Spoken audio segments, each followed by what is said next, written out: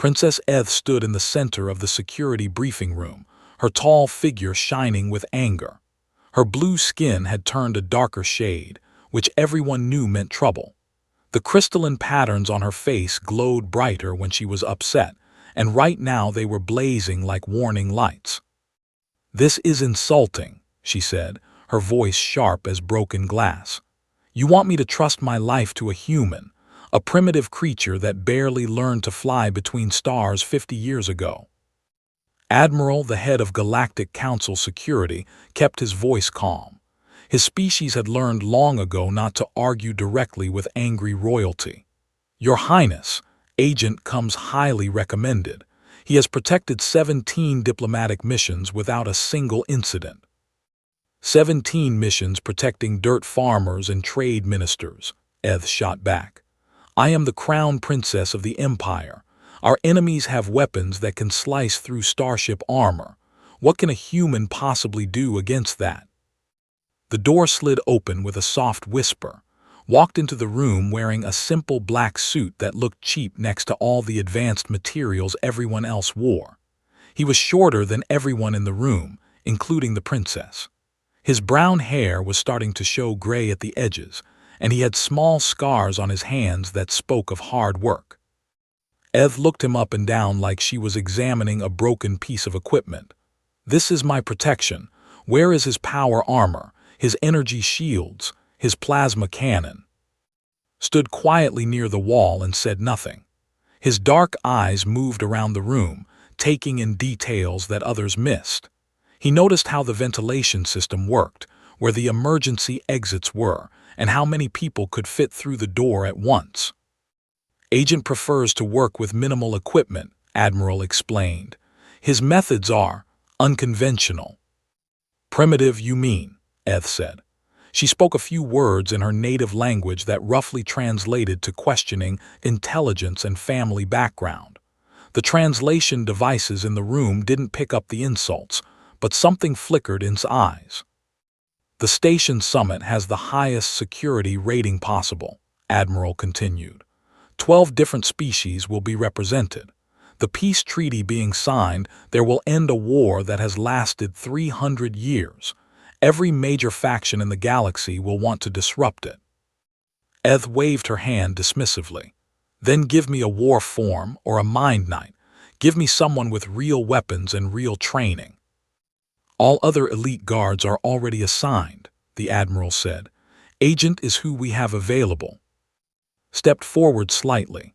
"Ma'am, if I could review the security files and travel plans, I'll do my best to keep you safe." His voice was quiet and respectful, but Eth heard only weakness. "Keep me safe. You look like you couldn't keep yourself safe in a children's playground." "The human has a point about reviewing the files," said Commander, the princess's regular guard. "Was 8 feet tall with natural armor plating and 4 arms. Each of his hands could crush steel. Though I doubt he'll understand the complex security arrangements." Nodded politely. "I'd like to see everything, sir. Transport routes, station layouts, guest lists, staff schedules, and maintenance records." "Maintenance records," Eth laughed. "What does cleaning equipment have to do with protecting me?" "Sometimes threats come from unexpected directions, Your Highness," said simply. Over the next hour, studied every document they gave him. While the others discussed energy shield frequencies and plasma weapon settings, he made notes about cargo delivery times and which crew members had access to which areas of their transport ship. "This is ridiculous," Eth announced. "I'm requesting a different guard as soon as we reach station, someone who understands real security." "That is your choice, Your Highness," Admiral said, "but Agent will escort you there safely." As they prepared to leave for the transport pad, Eth pulled Commander aside. "Make sure the human walks behind us and doesn't embarrass me. I don't want the other royals thinking Earth's primitive species represents our security standards." "Of course, Your Highness," replied. "Though I should mention, Earth humans have been involved in more successful military operations than their technology would suggest." "Successful against who? Their own species?" Eth shook her head. They fight wars with chemical explosives and metal projectiles. Their strongest warriors can't even lift what you carry for morning exercise. Waited by the transport door, his small travel bag slung over one shoulder. Compared to the other guards with their weapon cases and equipment pods, he looked like a lost tourist. "Remember," Eth told him as they boarded, "you walk 3 steps behind me at all times. You don't speak unless I speak to you first. And if anyone asks, you're temporary help until we can arrange proper security." "Understood, Your Highness," said. As the transport lifted off toward station, Eth settled into her luxury quarters. Through the viewing port, she could see other ships heading to the same destination. Some carried warriors who could tear through metal with their bare hands. Others held guards with weapons that could level city blocks. And she was protected by a human with a cheap suit, and whatever small gun he kept hidden under his jacket. "This is going to be the longest 3 days of my life," she muttered to herself. She had no idea how right she was, though not for the reasons she expected. The royal transport was a floating palace among the stars. Every surface gleamed with precious metals and rare crystals. The main dining hall could seat 50 guests, and the walls showed live views of space that made it feel like dining among the stars themselves. Princess Eth held court at the center table, surrounded by other royal passengers heading to the Peace Summit. Prince of the Hive brought his personal guard of 6-armed warriors. Lady from the Crystal Worlds traveled with bodyguards whose skin could deflect energy weapons. Everyone had impressive protection except the princess. Stood near the back wall, 3 steps behind her chair as ordered. The other guards clustered together near their charges, comparing weapons and armor like children showing off toys. "Is that really your guard?" Prince asked Eth, pointing one of his 4 eyes toward. "He looks like a service worker." Eth's face crystals dimmed with embarrassment. "Temporary assignment. The council ran out of real guards, apparently." "I heard humans are decent pilots," Lady offered politely. "Perhaps he's backup transportation." The table laughed and gave no sign he heard anything. He was studying the dining hall's layout, noting which columns were load-bearing and which decorative panels might hide access ways. His eyes tracked the movement of servers and maintenance staff with the same attention others gave to the royal conversation. After dinner, the guards gathered in their own quarters to relax. Was not invited, but he could hear their loud voices through the walls as he walked the ship's corridors. "Poor Princess Eth, stuck with that little human," rumbled a guard whose exoskeleton could stop starship weapons. "My sensors show he's not even cybernetically enhanced, pure biological." "I ran a scan on his weapon," added a warrior. "Chemical propulsion projectile system. It's like carrying a museum piece into battle." Commander tried to be diplomatic. "Earth humans have shown surprising effectiveness in ground combat scenarios." "Against their own primitive species, maybe," the guard replied. "Put him against real weapons and armor and he'll fold like paper." While they talked, continued his patrol of the ship. To anyone watching, he looked like a bored security guard killing time. In reality, he was building a complete mental map of the transport systems. He spent 20 minutes in the cargo bay, checking delivery manifests against actual containers. 3 boxes didn't match their paperwork. He noted the inconsistencies but said nothing to anyone. In the engine room, he chatted briefly with the maintenance crew. They thought he was just being friendly, but was learning about shift schedules and who had access to what systems. One engineer mentioned that several new crew members had joined just for this trip. Another detail filed away. The ship's computer systems fascinated him most. While alien technology was far advanced, it relied heavily on automated processes and predictable patterns. Spent hours watching data flows and communication protocols, seeing how everything connected. "What are you doing?" Princess Eth found him in a computer access corridor, studying a wall panel. "Routine security sweep, Your Highness," replied without looking away from his work. That's a navigation relay. What does that have to do with protecting me? Straightened and faced her. Information systems can be compromised to track our location or alter our route. I'm checking for unauthorized access. The ship has automated security for that, Eth said impatiently. Advanced alien technology that can detect threats you couldn't even understand. Yes, ma'am, I'm sure it's very good. But you're checking anyway. Different eyes sometimes see different things, said carefully. Eth studied his face, looking for signs of sarcasm or disrespect.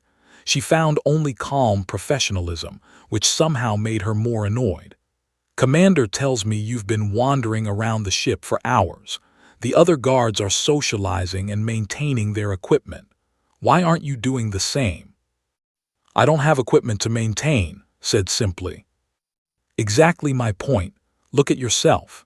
She gestured at his plain clothes and single sidearm. Prince's guards have plasma rifles that can burn through starship hulls. Lady travels with warriors whose armor can shrug off antimatter explosions. What do you have? Consider the question seriously. Training, experience, and a willingness to adapt. Training, experience. Eth's crystals flared brighter. You learn to fight other humans with primitive weapons on your backward little planet. These guards train to face galactic-level threats. Yes, Your Highness. His calm agreement somehow made her angrier than argument would have. I'm requesting a replacement the moment we dock at station. This is embarrassing for both of us. As you wish, Your Highness. That evening, sat in his small quarters reviewing security protocols on his handheld device. The information troubled him. Too many last-minute changes to their arrival schedule. Too many new faces among the station crew.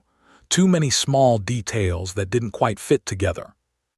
He tried to speak with Commander about his concerns, but the warrior was busy calibrating his weapon systems. Not now, human, said without looking up. Real guards have equipment to maintain. Attempted to reach the other royal guards, but they were even less interested in hearing from him. To them, he was barely above a servant, and certainly not worth consulting on security matters. Late that night, walked the ship's corridors one more time. In the dim emergency lighting, he looked like a shadow moving between the walls. He checked every access panel, every maintenance hatch, every service entrance. In the communications room, he found what he'd been looking for. Someone had installed a small device that shouldn't be there. It was carefully hidden and expertly made, but had learned to spot such things during years of asymmetric warfare on Earth. The device was transmitting their exact location and arrival time to someone outside the ship. Stood in the dark communications room, weighing his options. He could disable the device, but that might alert whoever planted it. He could report it, but no one would believe the primitive human over their advanced scanning systems. Instead, he left the device alone and returned to his quarters. He had less than 18 hours before they reached station. Whoever was tracking them would be ready and waiting. Princess Eth was about to learn exactly what human training and experience could accomplish when everything else failed. Station grew larger in the viewing ports as their transport approached the massive diplomatic facility. The station was a marvel of engineering, built by 7 different species working together. It spun slowly in space, creating artificial gravity for the thousands of beings gathered for the historic Peace Summit. Princess Eth stood at the main viewing port, watching other ships arrive. Each vessel represented a different world, a different species, a different hope for the future. After 300 years of war, peace was finally within reach. Your Highness spoke quietly behind her. She didn't turn around. What is it now? I'd like to suggest some changes to your arrival schedule. Perhaps delay the ceremony by a few hours, take a different docking bay. Absolutely not. Now she did turn, her face crystals flashing with irritation.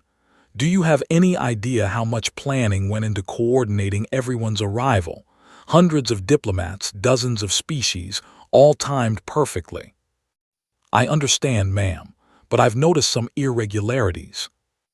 Irregularities? Or are you just nervous because you're out of your depth? Eth crossed her arms. You've been acting strange for the past day, wandering around the ship, asking odd questions, making mysterious notes. The other guards think you're having some kind of breakdown. Kept his voice level. Your Highness, someone installed an unauthorized tracking device in our communications array. Our exact location and arrival time have been broadcast to unknown recipients. That's impossible, Commander said, stepping forward. Our security systems would have detected any unauthorized equipment. I can show you where it is, offered. No need, replied curtly. Our scanners check every inch of this ship every hour. If there was a tracking device, we would know. Princess Eth studied his face. Are you saying our advanced alien technology missed something that you, a human, discovered? Different approaches sometimes find different things, said carefully. Different approaches, she repeated mockingly. You mean primitive human paranoia versus sophisticated galactic security protocols? Ma'am, I also noticed discrepancies in the crew roster. 3 new staff members were added just for this trip, with minimal background verification. The cargo manifest shows supplies that don't match our passenger requirements, and the docking bay assignment was changed this morning without explanation. Commander's 4 arms gestured dismissively. All normal adjustments for a diplomatic mission of this importance. You're seeing threats where none exist. I've fought in 17 conflicts, said quietly. I know what preparation for an ambush looks like. 17 conflicts against other humans with primitive weapons, Eth snapped. This is galactic-level security involving technologies you can't even comprehend. Your paranoid human instincts don't apply here. Fell silent, but his eyes continued moving, calculating, planning. Princess Eth noticed his tension and found it annoying rather than concerning. Look at yourself, she said. You're practically vibrating with fear. The other guards are calm and confident because they're prepared for real threats. You're panicked because you know you're useless. The ship's communication system chimed. Attention passengers, we are beginning final approach to station. All guests should prepare for arrival ceremonies in 30 minutes. Princess Eth smiled with anticipation. Finally, in a few hours I'll have proper security and you can go back to protecting farmers and trade ministers. Made one last attempt. Your Highness, please consider postponing your public appearance. Let me scan the docking bay first, check the honor guard personnel, verify. Enough, Eth's crystals blazed. I will not hide like a frightened child because my human guard is having anxiety attacks. I am the crown princess of the empire. I do not cower from imaginary threats. The threats aren't imaginary, said firmly. Prove it, she challenged. Hesitated. Everything he'd found was circumstantial evidence that would mean nothing to someone who didn't understand human pattern recognition and instincts. To alien minds that relied on sensors and computers, his concerns seemed like primitive superstition. I can't prove it until it's too late, he admitted. Then we proceed as planned, Eth declared. I want you standing far enough back that you won't appear in any official photographs. Try not to embarrass yourself too badly. The transport settled into its assigned docking bay with gentle precision. Through the viewing port, Princess Eth could see the welcoming committee assembled on the platform. An honor guard in ceremonial armor stood at attention. Station officials waited with diplomatic protocols. Camera crews from a dozen species prepared to record her arrival. Everything looked perfect and exactly as it should be. Stood behind her, every muscle in his body tense. His eyes tracked the honor guard's positions, noting sight lines and escape routes. Something was wrong with their formation, but he couldn't put his finger on exactly what. The docking collar is sealed, announced the ship's pilot. Atmospheric pressure is equalized.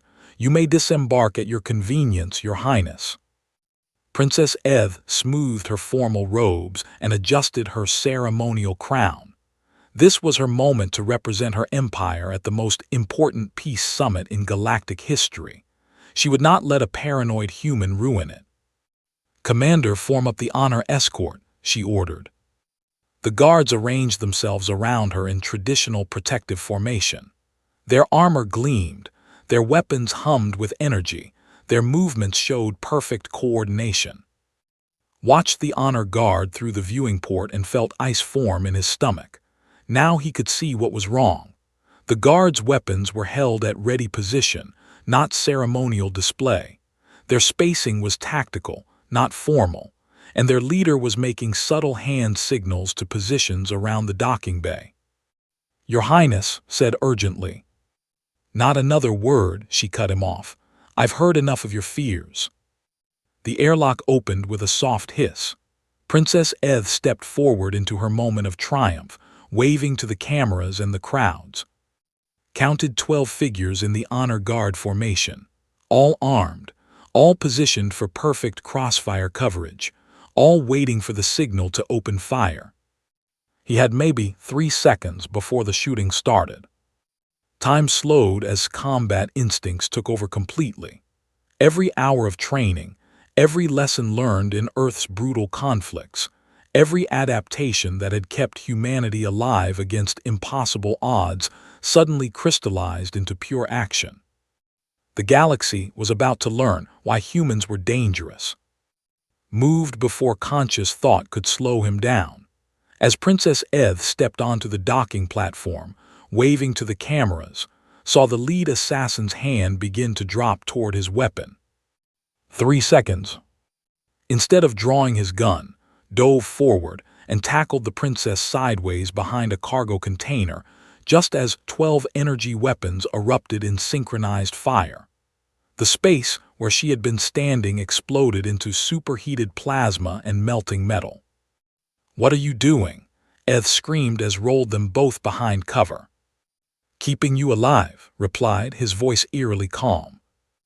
The honor guard was already moving, but their advanced armor made them slow to change direction. Commander raised his plasma cannon toward the attackers, but was already in motion. The human sprint toward the nearest assassin looked like suicide. Energy bolts scorched the air around him as he zigzagged across the platform, using cargo containers and support pillars for cover. What the shooters didn't expect was for him to slide underneath their crossfire instead of trying to go through it. Hit the platform's emergency systems panel and slammed his fist into the fire suppression controls. Instantly, the docking bay filled with thick foam designed to smother starship fires. The assassin's thermal vision systems, calibrated for normal atmospheric conditions, suddenly couldn't see anything. The first assassin went down when emerged from the foam directly behind him. A quick strike to the base of the skull where the helmet attached to the neck armor, and the alien warrior dropped unconscious. "Where did he go?" one of the assassins shouted in his native language. "Was already moving." He grabbed a cargo loading hook from a nearby crane and hurled it across the bay. The heavy metal hook bounced off a support beam, ricocheted off a loading mechanism, and struck the second assassin in the helmet hard enough to crack the visor and scramble his targeting systems. While the alien guards tried to establish defensive positions and call for backup through their communication systems, had already identified his next targets. The foam was beginning to clear, but he had used the chaos to position himself perfectly. The third assassin died when triggered an emergency bulkhead seal that crushed the alien between 2 massive metal doors. The safety systems were designed to stop if they detected living tissue, but had rewired the sensors during his earlier wandering around the ship. "Impossible," Commander breathed as he watched the human move through the assassins like a force of nature. "He has no powered armor, no energy shields." The fourth assassin learned why that didn't matter. Vaulted over a cargo container and landed on the alien's back, using the warrior's own momentum to drive him face first into a support pillar. The assassin's advanced helmet cracked like an egg, rolled away as energy bolts seared the air where he had been. He came up with his sidearm finally drawn, but instead of shooting directly at his armored opponents, he aimed at the bay's environmental controls. The artificial gravity shut off. Suddenly, everyone was floating in zero gravity except who had grabbed a cargo strap the instant before firing. While the assassins struggled to orient themselves in three-dimensional space, used the walls and ceiling as launching points. The fifth assassin tried to target him, but found himself spinning helplessly after kicked off his shoulder, using the alien as a springboard while simultaneously stealing his weapon. "He's using us as platforms," one assassin shouted in panic. Didn't waste ammunition on their armor. Instead, he fired at their equipment packs, severing power lines and destroying life support systems. In space, every piece of gear was connected to everything else. Cut the right cables, and advanced technology became a deadly liability. The sixth assassin's suit shut down completely when severed his main power feed. The warrior drifted helplessly, his armor now a tomb rather than protection. Princess Eth watched in stunned amazement from behind her cargo container shelter. Her primitive, human escort was dismantling a coordinated assassination attempt using nothing but environmental systems and improvised weapons. The seventh and eighth assassins tried to work together, positioning themselves to cover each other's blind spots, waited until they were both focused on where they thought he was, then emerged from a maintenance hatch directly above them. He dropped two small devices that looked like simple tools but were actually human-designed neural disruptors. The aliens' cybernetic implants, which enhanced their reflexes and coordination, suddenly became their greatest weakness. The disruptors sent feedback through their systems, overwhelming their enhanced senses and leaving them convulsing in their armor. "What is that human using?" Commander demanded. "Basic electronics," replied as he drifted past. "Every species in the galaxy relies on cybernetic enhancement except humans. We learned to fight without it, which means we know how to fight against it." The ninth assassin tried to ram with his armor's built-in thrusters, twisted in zero gravity and caught the alien's weapon arm, using the attacker's own momentum to spin them both. When they separated, the assassin went flying into a bulkhead while had acquired another energy weapon. The 10th assassin made the mistake of trying to communicate with his remaining partners, had been monitoring their communication frequencies since the first shot was fired. He transmitted a burst of feedback that overloaded their audio systems, leaving them deaf and disoriented. By now, the artificial gravity was cycling back online, timed his final moves perfectly, ensuring he landed on his feet while his remaining opponents crashed to the deck in awkward heaps. The 11th assassin managed to get his weapon aimed at Princess Eth's hiding spot, put himself between them, taking an energy bolt meant for her. His simple body armor, designed by humans who couldn't rely on force fields, dispersed the blast enough to keep him moving. "You're just a human," the assassin snarled. "You should be dead." "Humans are hard to kill," replied, then demonstrated by using the alien's own weapon against his armor's weak points. Every species had joints that couldn't be fully protected. Humans had spent centuries learning exactly where they were. The 12th and final assassin tried to run. Let him reach the bay's exit before triggering another emergency system. The blast doors sealed shut with the alien warrior caught halfway through. The safety systems detected the obstruction and stopped the doors from crushing him, but he was thoroughly stuck. In less than 3 minutes, 12 highly trained assassins with military-grade equipment lay unconscious or incapacitated around the docking bay.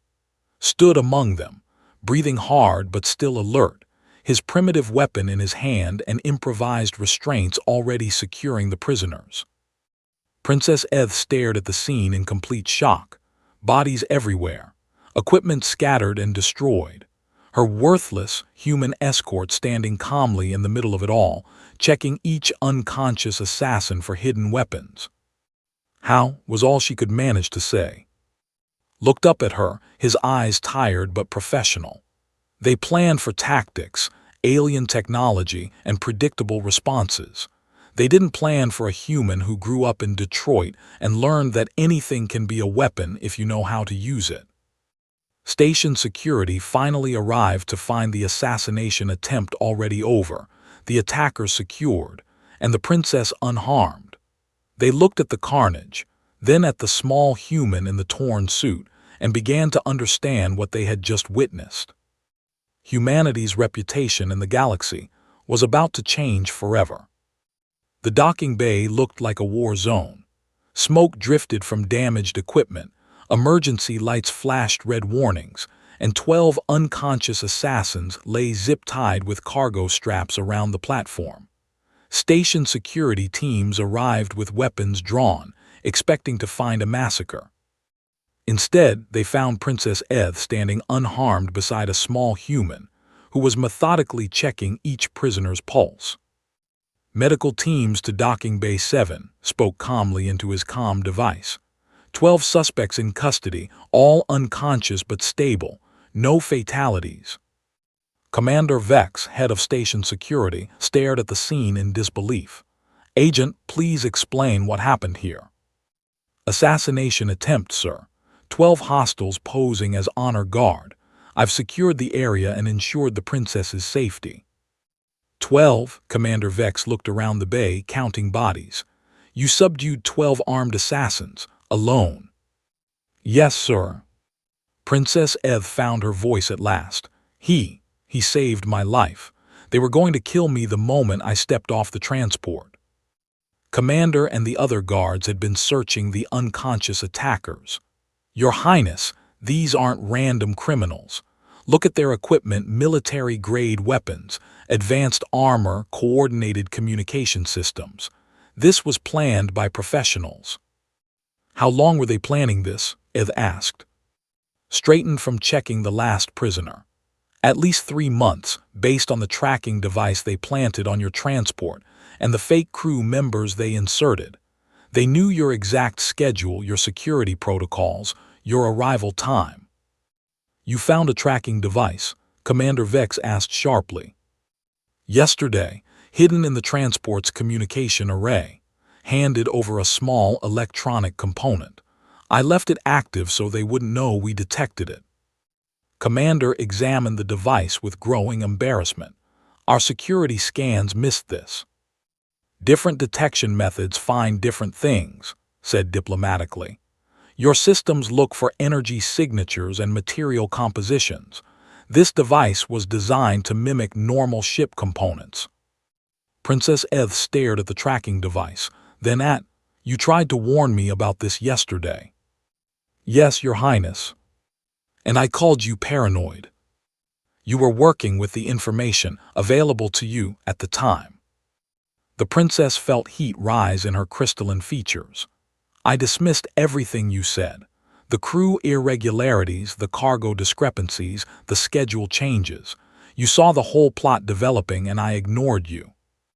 "The important thing is that you're safe now," replied. Commander Vex was coordinating with his investigation teams. "Agent, how did you manage to defeat 12 armed hostiles without backup?" Considered his answer carefully. They expected conventional tactics, advanced armor, energy weapons, predictable formation strategies. I used environmental systems and improvised solutions. Environmental systems. Fire suppression foam to blind their thermal vision, gravity controls to disorient them, emergency seals to trap them, neural disruptors to overload their cybernetic enhancements. Shrugged slightly. Standard human asymmetric warfare doctrine. Standard, Commander Vex looked impressed and disturbed. Is this typical human combat training? We adapt to whatever resources are available, said simply. One of the investigation teams approached with data pads full of information. Commander, these assassins are members of the Crimson Talon mercenary group, military veterans from 6 different species. Their success rate is 97%. Princess Eth felt coldness spread through her body. 97%. Until today, the investigator added, glancing at with something approaching awe. As medical teams carried away the unconscious prisoners, Princess Eth pulled aside. The docking bay was returning to normal, but her worldview had been permanently shattered. "I owe you an apology," she said quietly. "No apology necessary, Your Highness. You couldn't have known. I could have listened. I could have trusted your judgment instead of dismissing it because you're human." She paused, studying his face. "You understood every insult I spoke in my native language, didn't you?" Nodded, "Yes, ma'am." "Why didn't you say anything?" "Because being underestimated gave me tactical advantages," he replied honestly. "The assassins planned for guards with plasma cannons and energy shields. They planned for warriors with exoskeletons. They never considered that a human might see patterns their technology missed." Princess Eth realized the full scope of what had happened. "You let me treat you badly because it made your job easier. I let you make assumptions because correcting them wouldn't have improved your security. And if I had requested a different guard at station?" His expression didn't change. "Then whoever replaced me would have walked into the same trap, and you would probably be dead right now." The words hung in the air between them. Princess Eth understood that her prejudices had nearly killed her, while the guard she'd considered worthless had saved her life through skills she couldn't even comprehend. "The galaxy sees humans as primitive," she said slowly. "Yes. But you're not primitive at all, are you? You're just different. Consider this. We develop differently because we have to. No natural armor, no enhanced strength, no cybernetic integration. We survive by being adaptable, creative, and unpredictable." "Dangerous," Eth corrected. "When necessary." Commander Vex approached with final reports. "Princess, the investigation is complete. This was a sophisticated operation targeting you specifically. Without agent intervention, the attack would have succeeded completely." "What happens now?" she asked. "Now you attend your peace summit under the best security in the galaxy," Vex replied. "An agent gets a commendation for exceptional service." As they prepared to transfer to the station proper, Princess Eth walked beside instead of ahead of him. "Will you continue as my security escort?" "If you wish, Your Highness." "I do, but I have some conditions." Raised an eyebrow. "No more walking 3 steps behind.